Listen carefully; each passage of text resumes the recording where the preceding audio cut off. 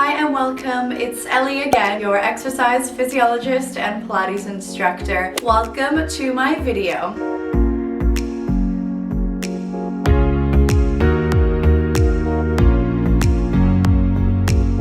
Now in Pilates, one of the main principles is centering. So we like to start with our core and pelvic floor muscles together and then work our way out from there. So today's focus is all about how to activate our deep core and our pelvic floor muscles so that in later videos we can really use them to do our exercises. So just a quick anatomy review on our core muscles. We have lots of different layers that go nice and deep towards our spine. Okay, it starts with the outer layer, the six-pack abs, called our rectus abdominis. And then deeper to that, we start to get into our obliques. After that, we have our transversus abdominis, and that is the muscle that we're really going to try and focus on today. Now, the pelvic floor muscles line the bowl that is our pelvis, all right? So they create this muscular bowl that works to hold up all our organs and control our ability to go to the toilet. Okay, so all you're going to need is a little bit of space on the floor, maybe a mat if you like, especially if you have hardwood floors, and just something comfortable to wear. Okay, so we are going to lie all the way down, starting on your back with your feet hip width apart and your knees bent, okay? I want you to use your two fingertips, find the bony parts of your hips. So we're looking for those hip bones. From there, we're just going to press on the inside of those hip bones into the fleshy part.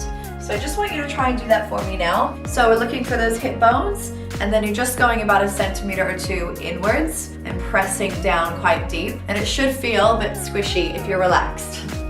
So from here, I want you to have the feeling that you're trying to draw those hip bones together across your pelvis and then flatten that line down into your stomach. All right, so give that a go. Just to visualize what we're doing here, you can almost probably see it on my tights here. I've got a line drawn from one hip bone across to the other hip bone. I really want to try and focus on pulling my hip bones together across my pelvis, so really connecting that line in. It's almost as if you're wearing a really deep corset around your stomach, and you're wrapping all those muscles around and then sucking in as well. Okay, another way to think about it is if you've just stepped into a super tight pair of jeans, maybe one that's 2 sizes too small, you zip up the zipper and then we really try to pull the button across to the buttonhole to do it up. You have that feeling of sucking in and then activating your core that way.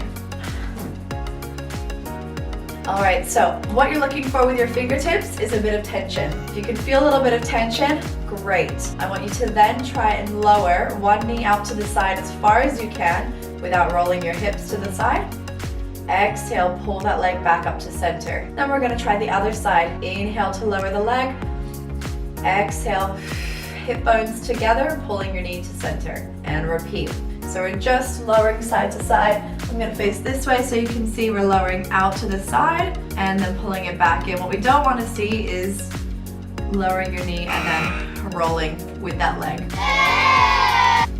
Back up to center. So try a couple more of those for me if you can, really making sure you can feel the tension underneath your fingertips. Okay, so we're gonna try pelvic floor next. This time, stay lying on your back. I want you to think of not so much this horizontal line, but the vertical line here. So this feeling of lifting from your pubic bone up towards your belly button, but on the inside. Okay, so you can think of it as though you're trying to stop yourself from going to the toilet or holding in some wind as well from the front and the back passage, and you're lifting up and sucking in like that. We're just kind of holding and then relax. Okay, you're lifting up and holding and then relax. You can do it lying down on your back in that same position. Try not to let your quads engage. Try not to let your glutes engage. We want all of our other muscles relaxed. You shouldn't see your stomach squeeze really hard. From the outside world, we shouldn't really see anything happening. You should just feel a little bit of a lift and relaxation. It's really tough to get if you haven't felt it before, so don't worry if you can't get it. So we're just having that feeling of gliding up and then relaxing. Another way you can think of it, imagine your pelvic floor is like an elevator or a lift. When you relax completely and push down, you're letting that elevator go down to the basement level. And then as you start to activate your pelvic floor and lift, you bring it up to just ground level. And then if you can go a little bit further up to level 1 and 2, you're actually getting that further lift of the pelvic floor, that feeling of drawing up, okay? It's all a lot of visual imagery, this stuff. Okay, so we're gonna try and put it all together now. I want you to focus on lifting that elevator up first, so lifting the pelvic floor up. Then we're drawing our hip bones together, like wrapping that corset around. And now we're going to lower the knee out to one side and bring it back up. Off to the other side and bring it back up. Nice.